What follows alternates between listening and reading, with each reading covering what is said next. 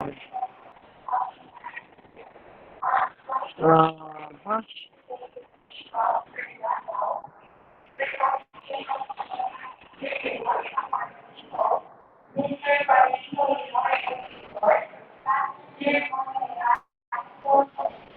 Uh-huh. Fitting.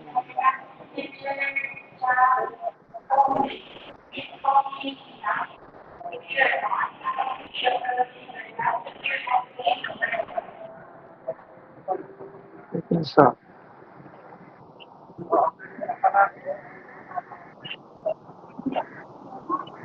We finished with fitting guide. This one, correct? Can you see it? Yes po, Is Doc. this correct? Okay. All right. So this is the primary gaze. So when you check your patient, just always remember there's the primary gaze, meaning to say that's by looking straight. Okay, that's your primary gaze. So you have your secondary, you have your lateral gaze position. So looking, whether it be dextro version or levo version, that's your lateral gaze position. Correct? Joyce, still good? Am I still clear? Yes po, Doc. Okay. Uh, is my reception good enough? Is it clear? Is it clear enough? Napuputol lang po ng konti, Doc, ni paminsan-minsan po. Okay, okay, okay. But you can hear me now. That's why I need you, Joyce, to let me know if you can hear me or not. Yeah? Yes po, Doc, narinig naman po. Okay, good, good. So observe decentration or lag. So how do you observe decentration? From the word, it's not centered, right? So from the primary gaze, you are to have an allowance. Zero point 0.2 to zero point 0.7 is acceptable. So meaning to say, if looking at this, so primary gaze, you can have a zero point 0.2 to zero point 0.7 millimeter acceptable decentration, meaning to say, usually it's decentered. You can see my, there you go. All right. So if this is the cornea and this is the contact lens, a little decentration is accepted as long as it's zero point 0.2 to zero point 0.7 millimeters, correct? Looking straight. Can you hear me? Can you still hear Yes, me? Doc. Okay, thank you, Zach. Thank you very much. So am I clear, Zach? Okay naman po. Clear naman. Okay. So you understand that from the primary gaze, right? Acceptable. Up gaze, you have 1.5 together with lateral movement. So meaning to say, if this is the eye and the patient is looking, this is looking nasally. So if I have a decentration of 1.5 millimeter, this is accepted. But if it's already 2 millimeter, this is not accepted. Clear? Zach? Yes po, Doc. Okay, same goes with, as you can see here, up gaze, where in looking, if I am now looking up, okay, and there is a decentration when you look up over here, let me clear it for you. So there you go.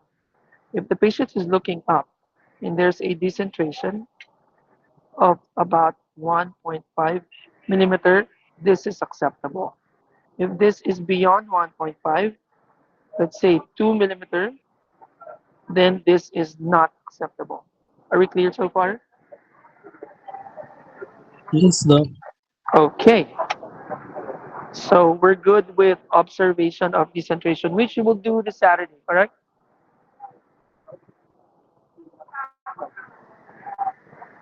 You will see all of these this Saturday. Next, or the centration, of course, often is centered up, sometimes up and out. So it's okay. It's acceptable as long as it's point. Remember, if primary gaze, point 2 to point 7 is good. Looking up, 1.5.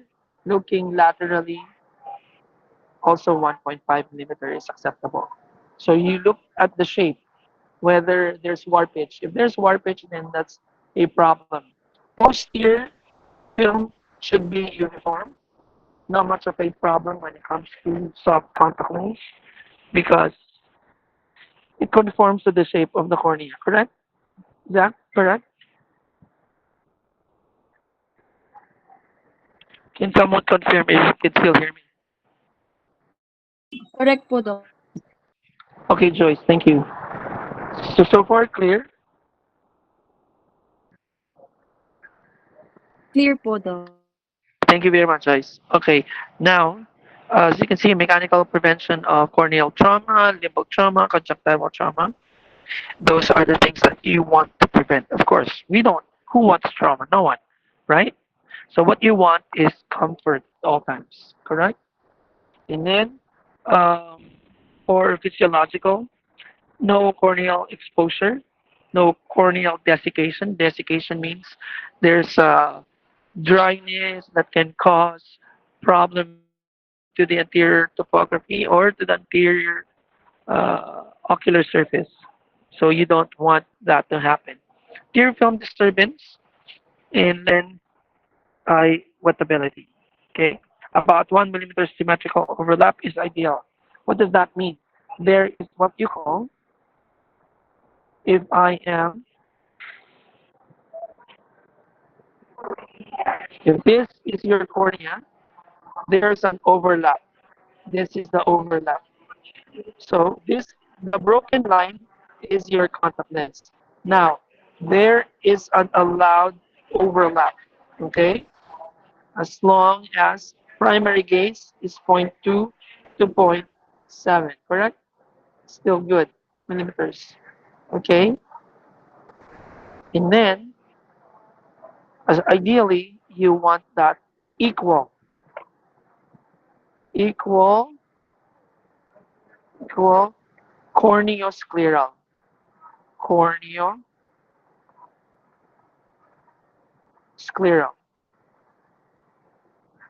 overlap. So there's a corneoscleral overlap. So you want that equal. If it's not equal, then for example like this, and then this one is over here. So this is what you call unequal corneoscleral overlap. And whenever you have this is most likely not acceptable, especially if it's beyond point 0.7, right? Because what's accepted is point 0.2 to point 0.7. So if it's beyond 7.7, such as point 0.8, point 0.9, or even 10, then it's not going to be acceptable. Okay? Joyce, are we still clear? Yes po, Doc. Thank you po. Okay, thank you. Um, for soft lens fading effect on a blink, too steep, we don't want that. Vision is clear every blink. Why is that? Because when your fitting is steep, if this is the cornea and this is your contact lens, every time you blink because of the eyelid, it will push that every time it blinks. It will push that towards the cornea, correct? So every single time you blink, it will push it down. So automatically you see clear every after blink. So every after blink, the vision clears out. To compare with too flat, it's the reverse. So if it's too flat,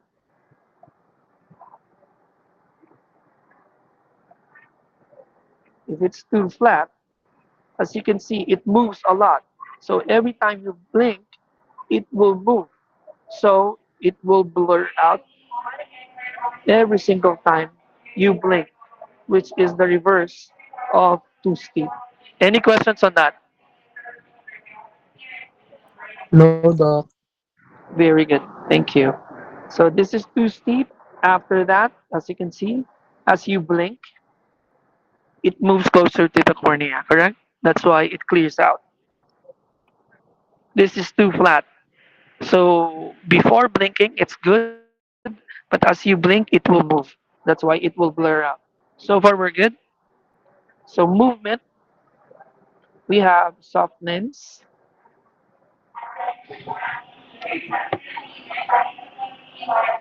Can you still hear me? Can can you still hear me? Rinig naman po. Okay. So removes and disperse ocular debris. So why do you need movement? You need the contact lens to be moving all times. You cannot be too steep. We don't want too steep. We want it to move. We don't want excessive movement, but we need it to move. And the reason why we need to move, because every time you move or the contact lens is moving, it removes ocular debris. It also promotes tear exchange and possibly aids in epithelial wetting by the mucin spreading and smoothing. Are we clear so far?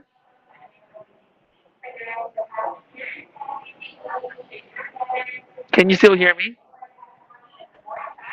Yes po, Doc. Yes. Thank you, thank you, thank you, thank you. Clear so far, Zach, Joyce? Apo, Doc. Okay, no questions on this. Wala naman po, No Doc. questions. All right. So soft lens fitting. So lens movement depends on one, lens type, which is what type of contact lens are you using. The lens design as in monocurve, bicurve, tricurve, or is it a back surface or a front surface? So physical properties of the lens, of course, the material, especially the rigidity factor, such as hydrogel against silicone hydrogel. So rigidity wise, it's more rigid when it's silicone hydrogel over hydrogel. Fitting relationship, of course. Lid factor, the tighter the lid, the greater the torque, the greater the relation of cornea to lid contact lens relationship, right? And then, of course, you also have your anterior eye topography. Any questions on this?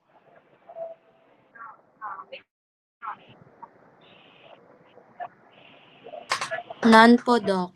Thank you very much. Ina, thank you so much. Thank you. Um, Soft lens fitting assessment of mobility. Every time it moves, movement on blink. So every time you do movement on blink, you also have to assess. Okay. Then lag following the eye movement. So if I am looking to the left or to the right,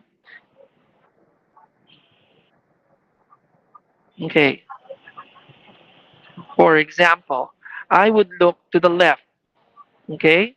So the eye looked here to the left, therefore the cornea is here, but the contact lens is left behind. This is what you call lag. Are we clear? Are we clear? Yes Anyone? po. Thank you, Ina. So either here or here. If the contact lens is not following, this is what you call lag. Even looking up, assuming this is your cornea now, and the contact lens is left behind, that's what you call lag. Are we clear with the lag? Okay, so you have movement up gaze, and then what you do is the lower lid push up test. How does that work? It's like this.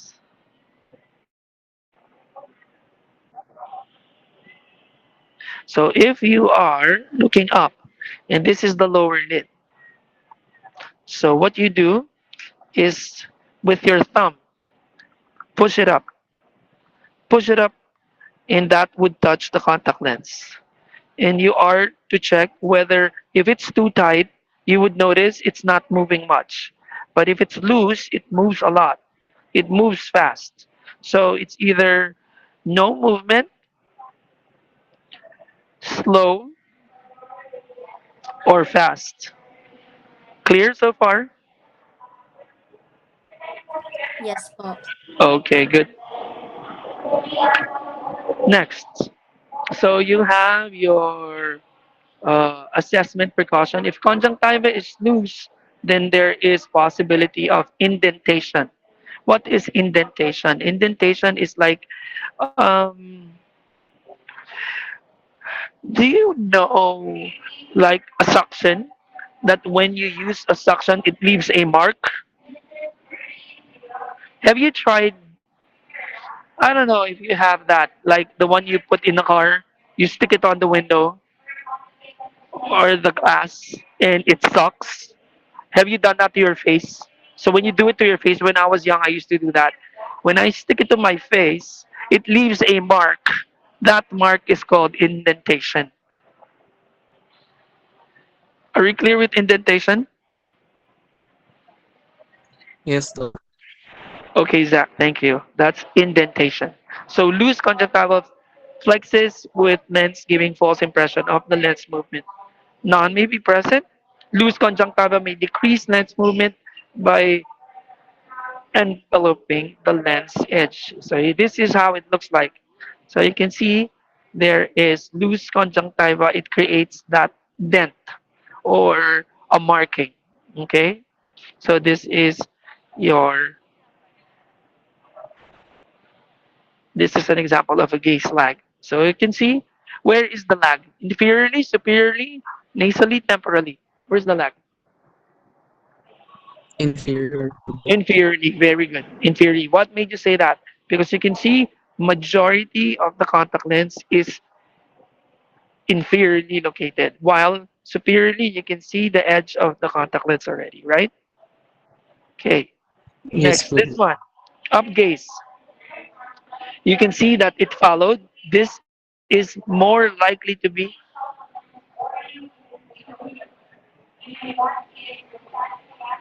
okay. All right. So, anyways, up gaze. As you can see here, this is relatively tight. Correct? Correct. Why is it relatively tight? As you can see, that's it is not creating that excessive lag inferiorly, even though you are already looking up. So this tight is steep rather. Okay. So this is loose. Why? You can see this is unacceptable. Correct? Why is it unacceptable? Anyone? More than It's 1.5 beyond millimeters. because it is beyond Beyond point 1.5 two. mm. 1.5. Remember when looking up, 1.5 is our acceptable lag. So this is beyond 1.5, correct? Yes, Doc. Okay, gotcha. And then this is lateral lag. Is this acceptable or not? Parang hindi po, Doc. Correct. Why? Because it looks more than 1.5. Correct. This is beyond 1.5. So that's how you assess. Very good, Zach. Very good. You see it right away. This is beyond 1.5. So basically, this is how you would assess this Saturday. Anyways, I'm flying back by Saturday, so I'm already back in Manila by then. And then this is what they call the push-up method. So this is by pushing the contact lens against the cornea using the lower lid, looking at the movement of the contact lens. So if you are moving your contact lens, looking at the behavior of the lens, whether it's moving fast or loosely or not moving at all, meaning to say it's steep, right? Correct? So far, so good? Yes, Doc. All right, all right. Uh, there is also this ranking assessment method, the lower lid push-up test, which I have shown you, the post-blink movement. So what you ask is dynamic. There's two things, by the way. You have a dynamic fitting, dynamic against static. What's the difference? Dynamic fitting and static fitting. Can anyone explain what's the difference?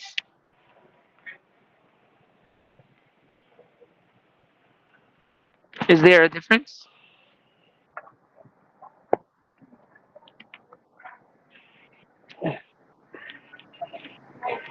Wait. Son of a bitch. Oh, heck it.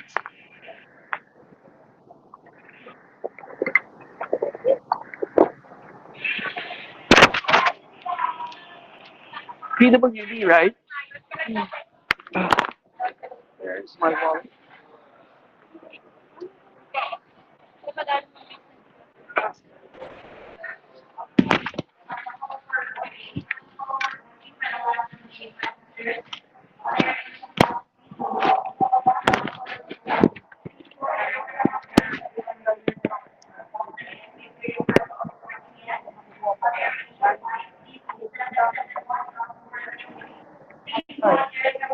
Uh, yeah, yeah. There's she's coming. Okay. Alright. Okay.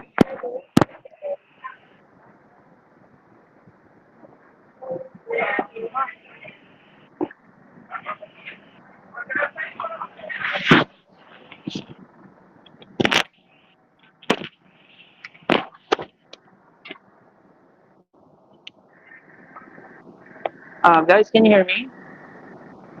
Yes, Doc. Sorry, guys. Let's end here. I'm boarding already. Thank you very much. Take care, guys. Stay safe. Bye bye. Thank you, Thank you Doc. po, Thank Doc. you, Ingat thank you, po. thank you, thank you, thank you. Thank you Thank you po. po. Bye bye. Thank you. Bye bye. Thank you po, Doc. Ingat Ingat po. po. Thank you, thank you, Ingat thank Safe you, po. life po, thank you. Doc. Yes, thank you, Take thank care you. po, Doc.